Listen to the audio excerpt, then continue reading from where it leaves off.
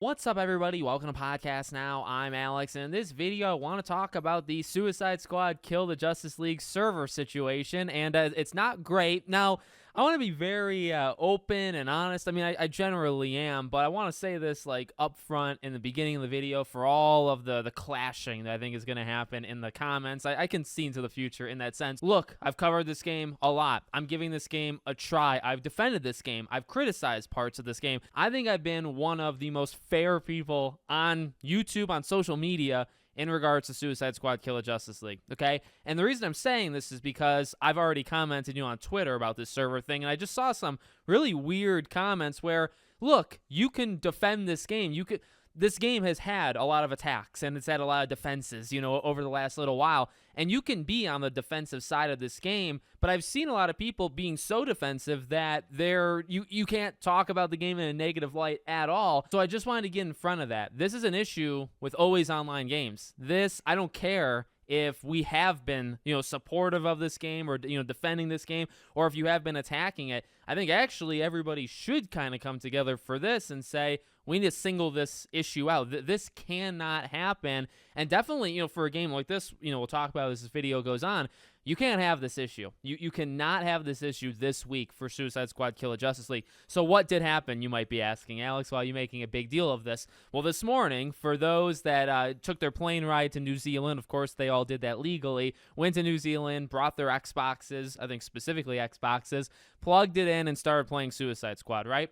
The game was live for, I think, around 30, 45 minutes, and the servers went offline. They pulled it down because I guess it was jumping people to the end of the game, and this is resulting in, I don't know if people are, hacking, or because I'm trying to stay away from it. You know what I mean? I'm trying to be careful, so I don't know, I guess, the full story. But what I gather is that part's for sure. It basically was an error message that kind of completed the story for people. It, pinged. Maybe it was even that achievement or whatever, and people were, finishing the story.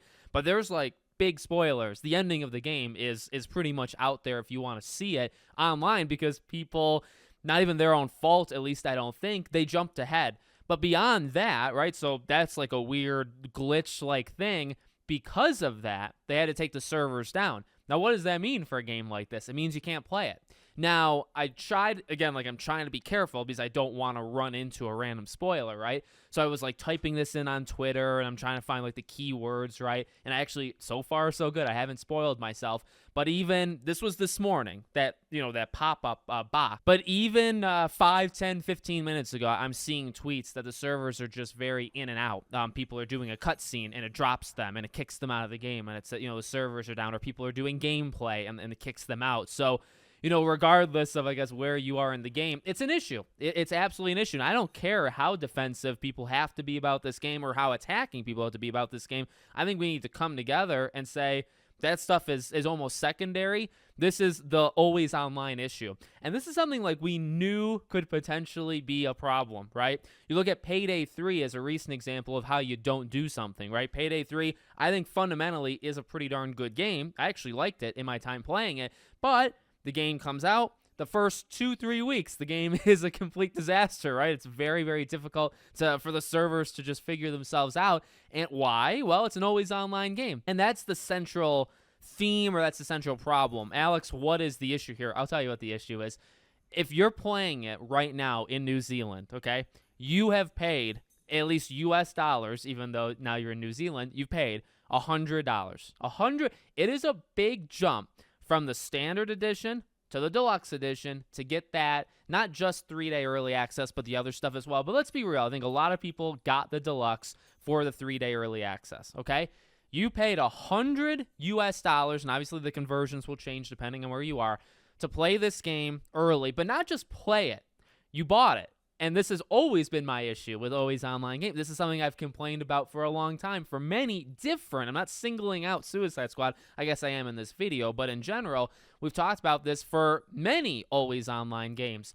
The ownership, the actual property, you having it in your hand, the idea of physical versus digital, it's back. You know what I mean? It's back again because you don't have Suicide Squad. You have basically a renter's license, to play the game. And if the servers can't figure themselves out, you spend $100, and that's optics, right? You buy it, you're playing it 3 days early. It's launch day, technically, in that sense, right? And the game is offline. You can't, and not everybody, but the servers don't seem to be great, and a lot of people are getting kicked out, okay? That is a legitimate problem. You need to be able to play the game that you bought. That is my biggest thing, with always online games. And, earlier on I said, okay, well, Suicide Squad specifically, you can't have this happen. Well, a lot of this does go, I think, into optics as well. This is the first day. This isn't even everybody. It's $30 difference, again, in U.S. Conversion. It's $30 difference between the standard and to play it now. Can you imagine the amount of people that are going to be playing this game Thursday night, Friday, Saturday? You need to have these servers ready. It's not an excuse to say, well, all games come out like this. No. This is an always online game. Yes, they're going to patch it later and add the offline mode. And I applauded that because guess what? A lot of games don't do that. Payday 3, they don't even care. You know what I mean? So it is something that you can actually applaud, at least a little bit, that they are going to add this into the game. The big issue is the most people that are going to buy and play your game most likely is right now. It's this week. And so if the game is not running, you imagine couple tens of thousands, couple hundreds of thousands of people are going to be playing it between today and, say, Saturday. If you go in on this game that is already divisive, already questions, the reviews aren't out. Now, we talked about that. You already have a lot of that. You know what I mean? That stuff is already there. That's very messy. Now add on to all of that the fact that when you play this game, you have a 50-50 shot of even being able to play it. Even though a lot of people, including myself, I'm getting this game for the story. And that's a single-player-like experience. Now, you play it, and if I play it by myself, the rest of them are bots, right? Or you can use, as we've talked about, you can use your friends list, and you can kind of import those characters. Cool mechanic. Very cool mechanic. However, you need to be online to do it. You need to be online to play the single-player story in that sense.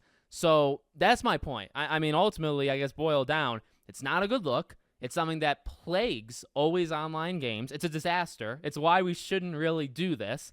And then also, because of the type of game that it is, and some people are getting it just to play the story, which, I can say selfishly, I'm doing that. If I can't play this game, even though I don't really I'm going to play with you guys. I mean, that's, we've talked about that before. I want to do like a live stream. I want to, I have a friends thing, podcast now on PlayStation, podcast now on Xbox. I'm more than willing to play, with people. I think it's fun. It made Gotham Knights a lot of fun, to play with the community. But I am a loner. I mean, I'm kind of reserved. You wouldn't know that necessarily from how fast and how loud I talk, but I generally am kind of a shy person. I play by myself, okay? So if you're telling me I can't play this game by myself, even though it's a single-player thing, but it's not really, right, and that's the issue, that's a big problem. Very big problem. So I guess, again, on top of all that, the discourse on this game, look, it's always been a disaster. It's always been this infighting that's just, and we've made videos where I've tried to, break down why do people fight about this game? Is it right? Is it wrong? I mean, we've talked about that.